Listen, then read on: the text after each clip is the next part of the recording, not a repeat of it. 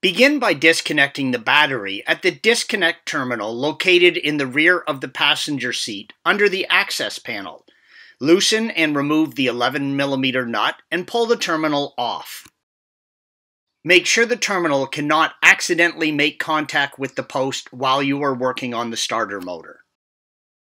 Once the battery is disconnected, remove the 10mm nut holding the 12-volt lead to the chassis as indicated by the green arrow and pull the rubber cover off the nut holding the cable to the 12-volt post on the chassis, purple arrow. Remove the 17mm nut holding the 12-volt lead to the chassis, green arrow, and pull the lead off. Again, place it so it can't accidentally make contact with the post while you are working.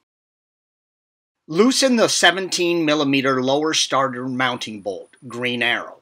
You probably won't be able to remove it from the hole until after the starter is moved towards the front of the car. Just unthread it as much as you can. Shown here is the biggest pain of the whole job, the upper starter mounting bolt.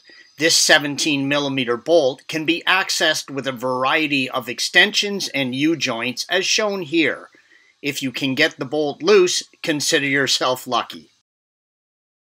If not, you will have to use an impact wrench with extensions to loosen it up and remove it. Once both bolts are removed, lower the starter down, remove the plastic cover on the electrical connections, and disconnect both the 12-volt lead and also the solenoid trigger wire. Installation is the reverse of removal. Thanks for watching.